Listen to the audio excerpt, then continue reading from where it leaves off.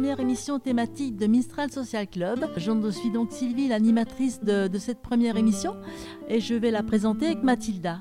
Bonjour Sylvie, bonjour Mistral Social Club. Une fois par mois, nous nous retrouverons pour aborder des sujets de société, sociaux, médico-sociaux, qui vous concernent. Dis-moi Sylvie, de quelle manière allons-nous faire ça ? Écoute, tout simplement, parlant de vous, de nous, on va chercher à comprendre l'humain avec ses façons de penser, ses façons d'agir et d'expliquer les relations humaines. C'est parler aussi de nos différences, de nos histoires de vie, de notre quotidien, de notre place dans la société, dans le contexte économique, politique, social et environnemental dans lequel nous vivons. Et c'est aussi parler de nos initiatives locales, parler de votre quartier, d'une association. Être à votre écoute pour apprendre à se connaître. C'est un super sujet d'émission tout ça. As-tu pensé à un nom ? Eh bien, tout naturellement, je pense que l'émission va s'appeler « Ce que nous sommes ». Et dis-moi, sous quelle forme va se dérouler cette émission ? Ce qui nous semble important, c'est avant tout d'apporter une information avec des intervenants professionnels, recueillir vos témoignages, réaliser des micro-trottoirs, faire le lien avec une actualité locale et pourquoi pas apporter des solutions. Et comme le veut la ligne éditoriale de Mistral Social Club, rester une radio participative de proximité. Sylvie, comment peut-on réagir ou participer à cette émission ? Eh bien, vous pouvez bien sûr faire vos suggestions sur les réseaux sociaux, proposer vos idées pour aborder des sujets variés et originaux. Ça me semble clair. De quoi est-ce qu'on va parler ce soir ? Et ce soir, nous vous proposons un sujet plutôt médical, en rapport avec l'actualité. Si je te dis Octobre Rose, ça te dit quelque chose ? Effectivement, si je vous parle d'un petit ruban rose qui symbolise la prévention du cancer du sein chez la femme, ça vous parle ? Évidemment, c'est un sujet qui concerne toutes les femmes, touchées un jour ou l'autre dans leur vie par un cancer de l'utérus, un cancer du sein. Et Mistral Social Club a tenu à s'associer à cette cause nationale. Saviez-vous qu'une femme sur 8 sera confrontée par le cancer du sein au cours de sa vie ? Et pour information, il y a eu 54 000 nouveaux cas de cancer du sein en 2015. À l'occasion de la course à Salonès du Lions Club, qui a eu lieu le dimanche 29 octobre à Salon de Provence et qui aborde le cancer du sein chez la femme, nous avons rencontré des femmes et des professionnels qui nous parlent de cette maladie. Nous nous sommes posé 3 questions. La première, comment vit-on cette maladie ? La seconde, quelles sont les solutions d'aide que l'on peut trouver ? Et la troisième, pourquoi cette mobilisation de masse le dimanche 29 octobre à Salon ? Nous allons commencer par le docteur Émilie Ricard de l'hôpital de Salon qui dresse un état des lieux actuel sur le cancer du sein. Le traitement a vraiment évolué les 20 dernières années puisque d'une chirurgie extrêmement morbide et délabrante qui est la mastectomie, on a pu évoluer vers des prises en charge de chirurgie locale, notamment parce que les patientes viennent se faire prendre en charge plus rapidement, sans détriment sur l'espérance de vie. Donc on est passé de la mastectomie à la tumorectomie. On est beaucoup moins agressif sur les selles, sur le curage axillaire. Il y a vraiment une désescalade thérapeutique sur le curage axillaire. Et puis à l'heure actuelle, les nouvelles thérapeutiques ciblées pour des stades plus avancés permettent encore de réduire le taux de mortalité, mais c'est quand même un cancer qui reste avec une incidence élevée et reste le premier cancer du sein. Donc la vraie avancée significative, ça sera le dépistage pour toutes et bien fait. Ça sera vraiment ça. L'enjeu, c'est dans la population générale, commencer le dépistage à 50 ans. Et puis ensuite, en dessous de 50 ans, si elles ont des antécédents familiaux de cancer du sein, c'est de réussir à en parler avec les médecins parce que les mammographies devront être commencées plus tôt et réussir à dépister des lésions précancéreuses ou cancéreuses mais de petite taille vont permettre de les guérir de ça, contrairement aux lésions avancées qui peuvent être mortelles. Oui, on guérit, oui, bien sûr. C'est le contrat. Nous avons rencontré 2 femmes qui nous dévoilent avec sincérité leur histoire, leur ressenti face à l'épreuve qu'elles subissent ou qu'elles ont subie. À travers leurs mots vont apparaître les étapes par lesquelles elles sont passées. Je vous propose l'interview de Catherine. Catherine est une amie de 57 ans qui a eu un cancer de l'utérus en 2015 que j'ai pu rencontrer. Elle m'a parlé de sa maladie tout simplement, des étapes par lesquelles elle est passée depuis l'annonce de la maladie jusqu'aux conséquences de sa vie professionnelle et enfin des leçons qu'elle a pu en tirer. L'annonce du cancer, tu sais, on n'est jamais prêt à ça. C'est un tsunami, on est sous l'eau. Moi, j'étais dans un état de sidération. Je me disais, pourquoi moi? Qu'est-ce que j'ai fait au bon Dieu pour mériter ça? Comme si c'était une punition divine, tu vois, alors que non, c'est juste le destin. Moi, à l'hôpital, après le scanner, ils m'ont dit, Madame, les images révèlent une masse pas jolie, ça pourrait être cancéreux. Ensuite, l'IRM a confirmé que j'étais atteinte d'un cancer du col de l'utérus. Moi, j'étais sous le choc, mais je me souviens pas d'avoir pleuré à ce moment-là. Il faut l'annoncer à ses proches, et là aussi, c'est pas facile. Moi, j'ai appelé mon frère. Ça tombait le jour de son anniversaire. Je lui ai dit « Joyeux anniversaire, mais je suis hospitalisée, on vient de découvrir que j'ai un cancer. » Pour mes parents, ils étaient déjà âgés de plus de 80 ans. Alors j'ai attendu un mois pour leur dire, le temps de faire quelques examens, de passer un TEP scanner pour s'assurer que le cancer était bien localisé et qu'il n'y avait pas de métastase ailleurs. Ensuite, j'ai décidé de faire confiance aux médecins qui m'ont prise en charge et d'accepter le protocole de soins qui m'était proposé. J'ai volontairement évité d'aller sur Internet pour chercher le tout sur la maladie ou lire ce que les gens peuvent raconter de leur cancer sur les forums. Déjà parce que j'étais assommée par l'annonce du cancer et que j'avais pas l'énergie de le faire. Et aussi parce que je pense que sur Internet, on trouve tout et n'importe quoi. Et moi, j'avais peur de ce que je pourrais lire et que ça me fasse encore plus peur qu'autre chose. Quand j'ai demandé à la gynéco combien de chances j'avais de m'en sortir, elle m'a répondu que sur ce type de cancer, c'était 70%. Alors évidemment, j'ai décidé que je ne serais pas dans les 30% restants. Et j'ai décidé de lutter. Être confronté au cancer, ma foi, c'est quand même pas une mince affaire. Ça reste une maladie qui peut être mortelle. Alors ça change la vision de la vie, ça change les priorités. La possibilité de ne pas s'en sortir change tout, notre rapport à la vie, notre rapport au travail, notre rapport aux gens. Je voulais m'attacher à l'essentiel parce que la maladie m'a fait comprendre que la vie est un fil qui peut se casser à tout moment. La maladie, elle m'a offert ce que j'appelle des cadeaux collatéraux et principalement au niveau des liens familiaux. Dans notre famille, on est beaucoup plus soudés qu'avant. Et bien, pendant toute la durée des traitements et les périodes d'hospitalisation que j'ai dû affronter, il me téléphonait 3 fois par semaine. Une des principales conséquences négatives de cette maladie, c'est que je ne peux plus exercer mon métier. Donc je dois accepter cette exclusion de la sphère professionnelle et c'est vrai que psychologiquement, c'est pas évident. Je me demande à quoi et à qui je vais servir maintenant. Il faut, ma foi, trouver de nouveaux centres d'intérêt, s'inventer une nouvelle vie et moi j'en suis là. La période la plus dure pour moi, c'est bien sûr celle des traitements de chimiothérapie et de radiothérapie. J'étais dans un état de fatigue que jamais j'aurais imaginé avant. Tout devenait une épreuve. Juste prendre une douche et s'habiller devenait une épreuve. J'étais aussi devenue hypersensible aux odeurs. Tout me soulevait le cœur, j'avais perpétuellement des nausées. Marcher aussi était une épreuve, tellement je me sentais épuisée. Au cours de mes traitements en 2015 à l'hôpital, les 3C étaient présents. Ils proposent un soutien psychologique et des conseils en esthétique. Pendant les 6 séances de chimio, il y a aussi les bénévoles de la Ligue qui passent à l'hôpital de jour et qui donnent les infos sur leurs assos et les ateliers et les aides qu'ils peuvent proposer aux patients. J'ai eu aussi plusieurs fois des entretiens avec une psy de l'hôpital. Fin l'année dernière, mon médecin généraliste m'a orientée sur le programme APSO, les activités physiques sur ordonnance de la ville de Salon-de-Provence. La métamorphose, ça désigne le passage d'un état à un autre état. Et oui, c'est vrai, la maladie, elle transforme les personnes. Moi, le cancer, il m'a transformée, tant par les agressions que mon corps a subies à cause des traitements, que par les différents états émotionnels que j'ai traversés. Alors oui, même si c'est encore compliqué pour moi aujourd'hui de parler de ma bataille contre le cancer, je pense que la parole libère et qu'elle permet de prendre du recul, de mettre à distance la violence de la maladie. Mais le temps de la rémission et l'après-cancer, ça peut aussi être compliqué, tu sais. Certains médecins, ils en parlent même parfois comme d'un syndrome post-traumatique.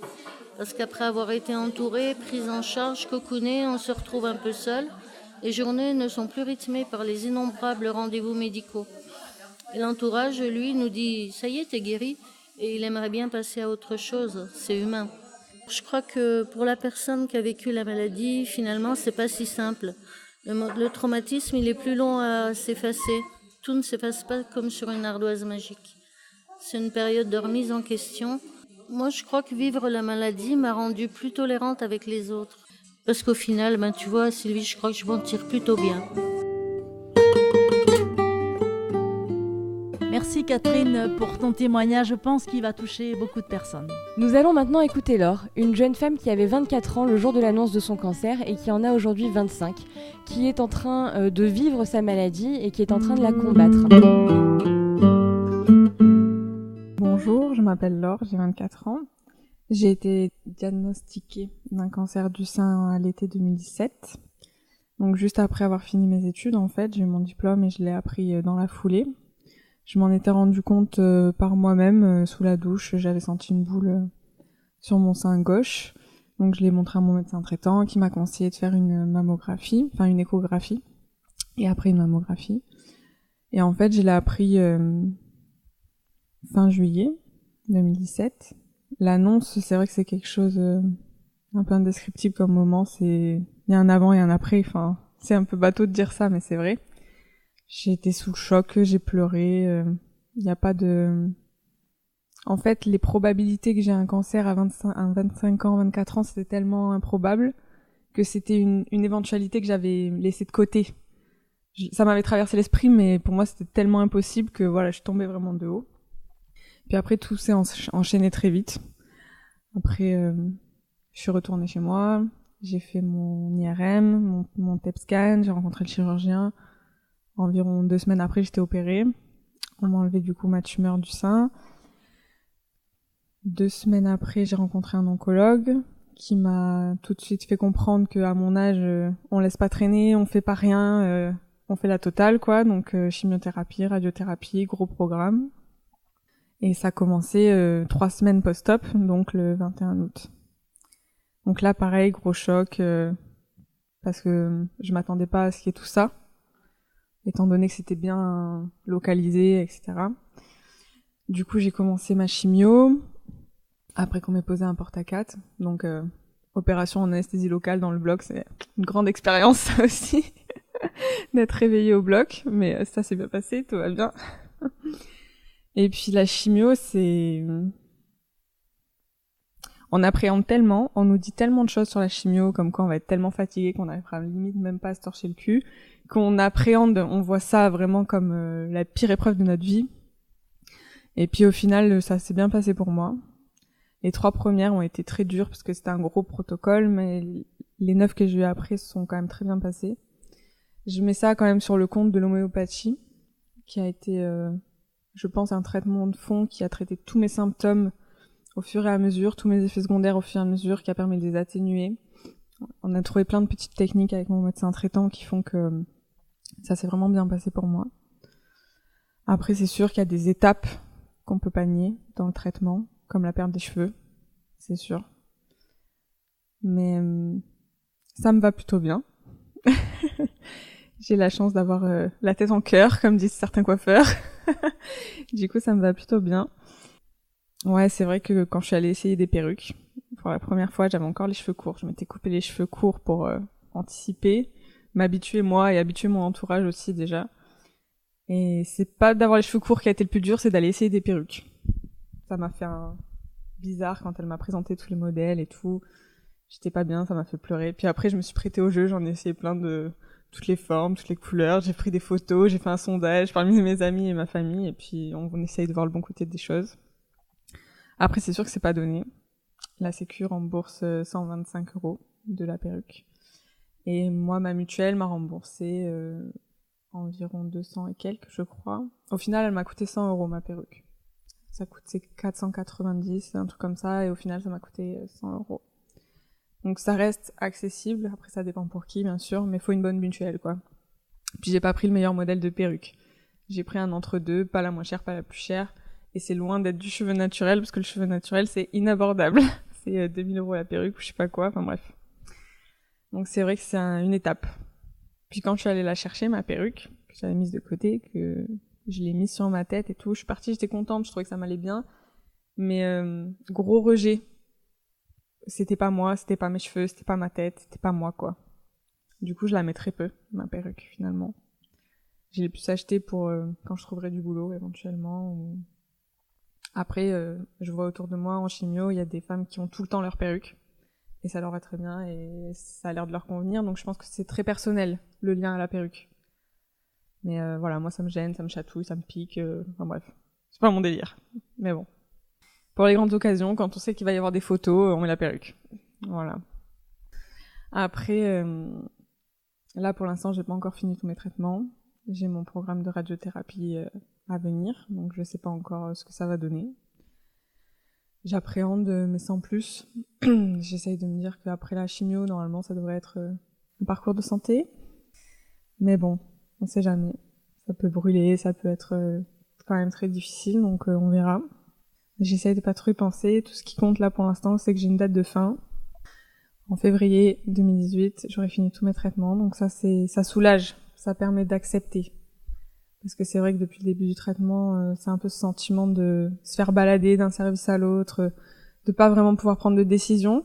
On subit tout ce qu'on est censé faire. On subit le traitement, on subit la douleur des proches, de la famille, de devoir arrêter de fumer, arrêter de boire, manger sainement, de pouvoir trop sortir, prendre une quantité de médoc pour que tout se passe bien et que la chimio passe bien.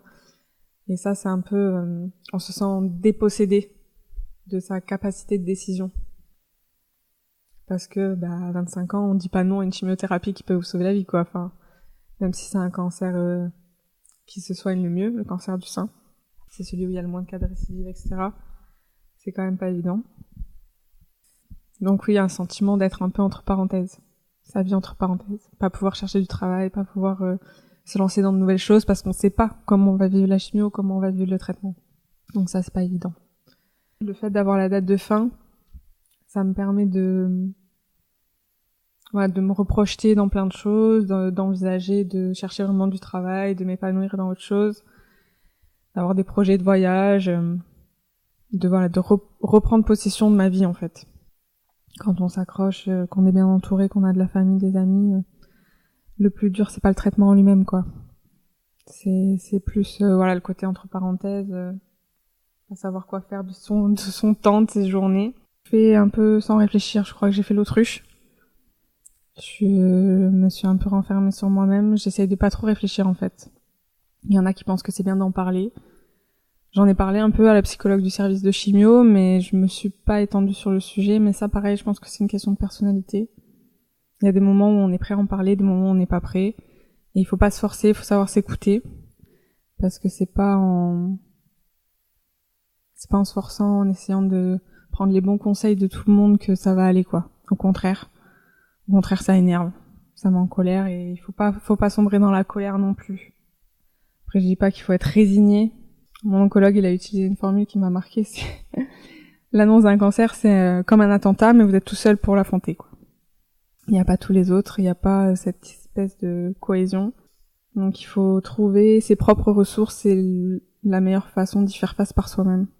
Après, c'est vrai qu'on est un peu dans un tourbillon de paperasse, d'obligations. En plus, dans les effets secondaires de la chimio, enfin, en ce qui me concerne, j'ai plus du tout de mémoire, je sais plus où je mets la tête, quoi. Du coup, c'est un peu compliqué. Heureusement qu'il y a des super agendas sur les téléphones maintenant. Mais c'est vrai que c'est pas évident de gérer toutes les obligations et surtout la paperasse pour courir après les remboursements. Beaucoup de papiers à remplir pour obtenir son 100%, etc. Et puis encore un 100%... on a toujours une part de franchise dans tous les actes. La Sécu garde une part, minime certes, c'est vrai que c'est rien comparé à ce qu'il faudrait payer. Mais c'est vrai que c'est un peu stressant, moi qui étais étudiante, je suis encore sur ma Sécu étudiante. Et du coup, j'ai pas changé de régime encore parce que j'avais peur que le changement de régime se fasse pas bien, se fasse pas comme il faut et que je me retrouve à payer moi-même soit mes chimios, soit d'autres actes. Et c'est vrai qu'avec des poches de chimio à 2000 € ou même des injections à 900 € l'injection en semaine, c'est pas possible, quoi. C'est vraiment pas possible. Puis, pour aller vraiment au fond des choses, ce qui a été très dur aussi pour moi, ça a été le rendez-vous au SECOS. C'est le service de reproduction assistée à l'hôpital. Parce que la chimiothérapie, ça attaque les ovaires. Et c'est vrai qu'à 24 ans, c'est une question qu'on se pose. Parce qu'on est jeune, on n'a pas d'enfant. Voilà, donc tout de suite, ça met des questions auxquelles on n'a pas du tout envie de se confronter sur le tapis. Et quand je suis allée au SECOS, donc pour envisager de faire une conservation de l'ovocyte, ça a été un peu le cheveu sur la soupe ou le trouble fait, je sais pas comment on dit, la goutte de trop, quoi. La goutte de trop, parce que bon, c'était la consultation la plus cool, mais c'était encore une opération, encore des injections, encore J'avais que quelques semaines tranquilles avant de commencer ma chimio et c'était inenvisageable pour moi de refaire une anesthésie générale pour préserver des ovaires, des ovocytes. Et ça a été très dur d'envisager cet aspect-là de la chimio, du traitement. Le côté, est-ce que je vais être stérile, est-ce que je vais pouvoir avoir des enfants plus tard, ça t'oblige à te projeter dans des choses de ta vie que tu n'es pas prêt forcément à envisager, quoi. Surtout à 24 ans. Donc ça a été très dur pour moi dans le passage. Obligé du parcours cancer. Mais au final, on m'a mis en ménopause chimique pendant mon traitement. C'est affreux, des bouffées de chaleur, tout ce qui va avec. C'est terrible, mais c'est pas plus mal. Et puis du coup, je ferai la conservation d'ovocytes dans 2 ans, 1 an et demi, 2 ans. On verra bien ce que ça donnera. C'est pas toujours évident.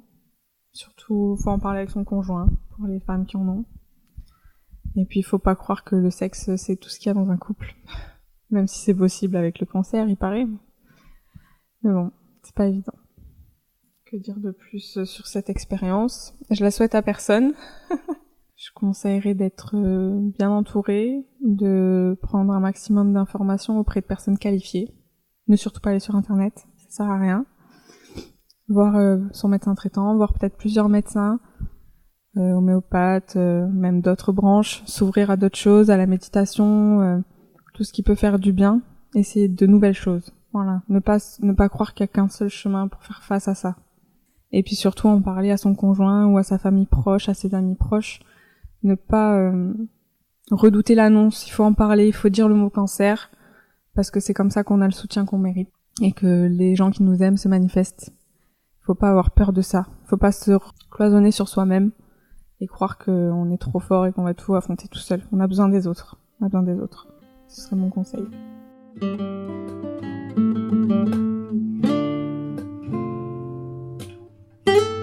Je voudrais remercier Laure d'avoir eu confiance en moi et de m'avoir permis de recueillir son témoignage et d'avoir pu se livrer avec beaucoup de sincérité. Aujourd'hui, dans la prise en charge de la maladie, les professionnels jouent un rôle important dans l'accompagnement et le suivi. Nous avons rencontré plusieurs de ces acteurs. J'ai interrogé Daniel Mallard, élu au handicap et aux personnes âgées à la ville de Salon.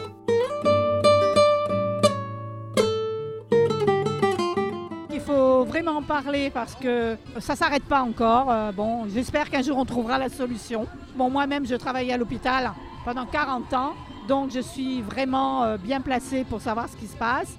Il y a de la recherche, oui, c'est vrai, il y a des efforts de fait, c'est vrai, mais bon, il faut se battre, et il faut continuer. Des actions comme ça, c'est magnifique. Il y a des femmes qui n'osent pas faire le premier pas, qu'il faut aller les chercher, surtout. Il faut vraiment qu'elles viennent. Il y a plein d'associations. Il faut venir, ne serait-ce qu'à l'hôpital, à Salon.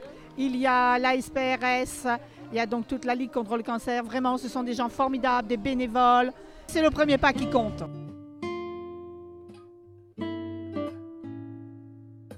Nous sommes partis à la rencontre d'une association nationale par l'intermédiaire de Marie-Josée Loubarèche, responsable de l'espace Ligue contre le cancer de Salon de Provence. J'ai envie de leur parler d'espoir, d'une part, et surtout de ne pas rester dans l'enfermement. Quand on a un problème de cancer, quel qu'il soit, il faut s'adresser aux médecins, il faut s'adresser aux spécialistes, à des équipes. Il ne faut pas hésiter à préparer ces consultations pour pouvoir avoir un maximum de réponses à ces questions. Et ensuite, quand on a eu toute cette information, il ne faut pas hésiter à aller vers des espaces de rencontre où des personnes ont eu des atteintes, pas forcément identiques, mais en tout cas proches, mais des personnes qui ont déjà vécu cette expérience et qui vont les aider à dépasser ce moment de l'annonce qui est très difficile.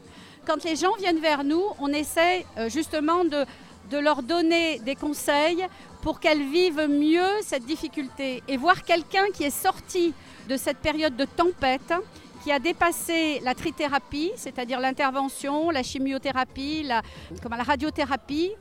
Mais lorsqu'on est sorti de cette tempête et qu'on est revenu à une normalité de vie, on peut donner ce message à quelqu'un qui débute cette prise en charge et qui, en regardant l'autre mieux, dans une normalité de vie, va se dire « je vais prendre mon courage à deux mains, je vais traverser cet espace et je vais revenir à la vie ». Donc ça doit être un message d'espoir on leur propose une prise en charge pour un mieux-être mental et physique, parce que les deux doivent aller de pair. Quand elles viennent vers nous, on leur répond très largement sur toutes leurs questions, sur toutes leurs difficultés. On essaye de leur apporter des réponses. Ensuite, on leur propose des lieux, des espaces, des ateliers qui vont faire qu'on va peut-être faire ce qu'on n'a jamais fait dans sa vie auparavant, prendre le temps d'eux. Il faut savoir que quand on vient à la Ligue contre le cancer, on ne vient pas forcément pour parler du cancer. Le fait de ne pas avoir de tabou, ni dans les questions, ni dans les dires, fait qu'en fin de compte, on peut venir et être dans sa vérité, dans son quotidien. Si on a mal, on dit j'ai mal. Si on va faire des examens, on dit j'ai des examens à faire. Mais on n'est pas obligé d'en parler et il n'y a pas de tabou, donc on est mieux. L'association 3C à Salon de Provence à l'hôpital joue un rôle très important dans l'accueil des femmes pendant leur traitement. On va écouter maintenant Jacqueline Bucchini qui va nous parler de son expérience et de son savoir-faire.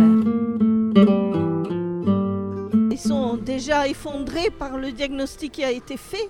Donc la première chose à faire vis-à-vis de ces personnes, c'est d'aller vers elles et de les soutenir.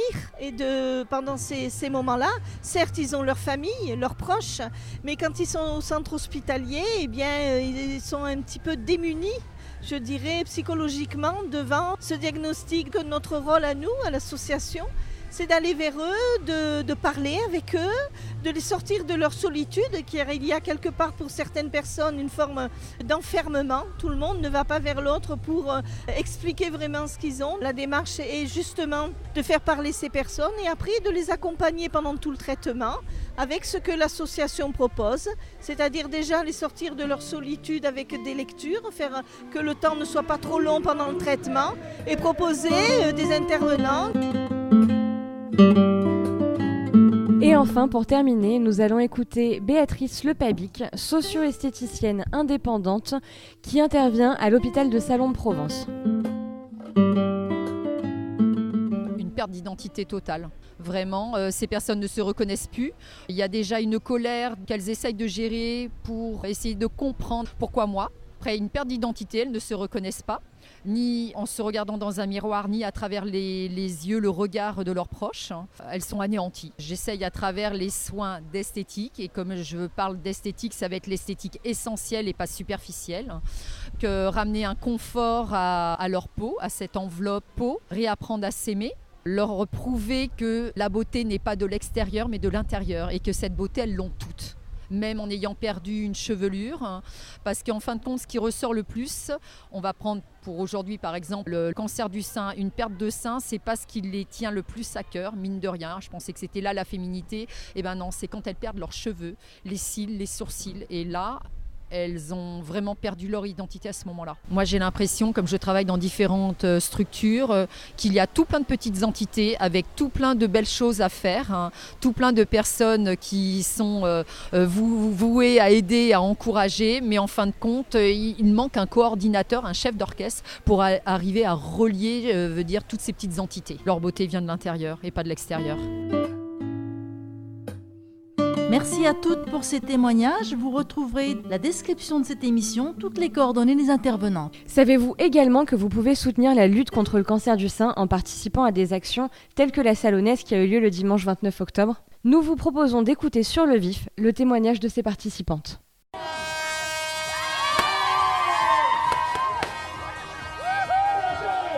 Alors, comme près d'une centaine de femmes ce jour-là, Mathilda et moi-même, nous avons enfilé notre t-shirt rose et participé à la course pédestre dans le centre-ville de Salon. En fait, on est là pour soutenir toutes les femmes aujourd'hui qui sont malades, parce que ça pourrait être nous, donc on est là pour les soutenir. Je pense que c'est pas encore assez pris en charge, qu'il y a des efforts à faire comme pour tout. Mais bon voilà, on essaie de donner un peu d'autre temps pour ça. Certaines le vivent très mal. Je viens pour la cause le cancer du sein de la femme, parce que de plus en plus de femmes sont concernées et on est tous dans notre famille, on a tous un membre de notre famille qui est concerné aussi. Donc on vient porter un espoir à toutes ces femmes. On espère qu'on arrivera un jour à vraiment guérir à 100% ce cancer. Je trouve qu'actuellement, le dépistage, c'est très bien, puisque je crois qu'ils vont commencer plus tôt le dépistage. Et je trouve que c'est une très bonne chose. Mais ce qu'il y a, c'est que les femmes devraient comprendre qu'il faut absolument le faire, parce que le pourcentage est très minime de femmes qui font le dépistage du cancer du sein. J'ai eu un cancer du sein l'année dernière, j'ai été opérée, tout va bien et je suis là pour encourager tout le monde à faire le dépistage. Le dépistage lui-même, c'est bien. Bon, c'est un petit peu difficile de recevoir les résultats des biopsies. Les prises en charge sont super. Je suis suivie tous les 6 mois et j'encourage vraiment tout le monde à faire la même chose. Voilà, c'est bien. La recherche a été forte et que ça continue. On va courir. Pour aider l'association et pour aider toutes ces femmes, malheureusement, qui sont victimes de ce malheureux cancer qui nous touche toutes. Je pense qu'on est tous concernés, on a tous eu quelqu'un proche de nous qui a eu le cancer, que c'est bien de se mobiliser et surtout d'amener à ce que toutes les femmes puissent faire de l'exercice physique aussi. Ce sont des associations qui peuvent aider toutes ces femmes à avancer dans leur quotidien. Ça permet de nous rassembler, alors c'est festif et en même temps de sensibiliser sur la recherche contre le cancer du sein. Et puis on fait de la Zumba, on est ensemble, c'est sympathique et ça nous fait toujours plaisir de nous rassembler pour faire ça. Apparemment, les hommes aussi peuvent avoir le cancer du sein et j'ai vu des hommes qui couraient aujourd'hui et je pense qu'ils sont aussi concernés.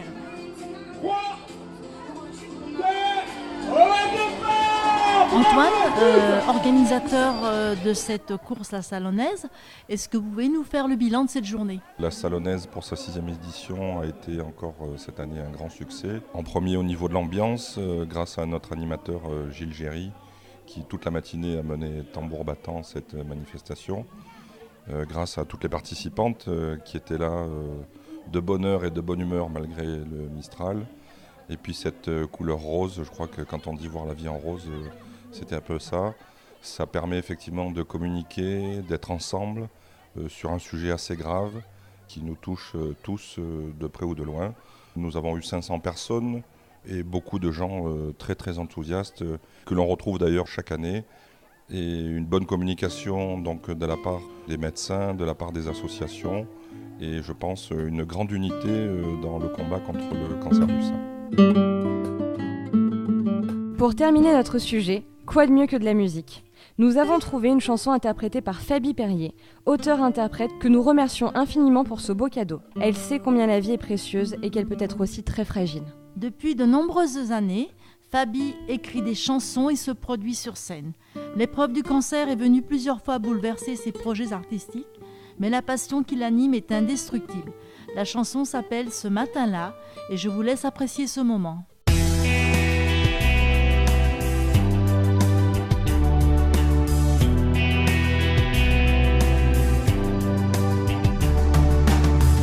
Un petit matin du mois d'avril, les heures n'avaient plus aucun sens. Ce fut le début de mon exil. Après avoir entendu la sentence, dur de regarder dans la glace ce corps qui venait de me trahir. La maladie avait pris place, je n'avais qu'une envie, m'enfuir. Ce matin-là, je me souviens, la terre s'est mise à trembler. Ce matin-là, je me souviens, toute mon enfance a défilé.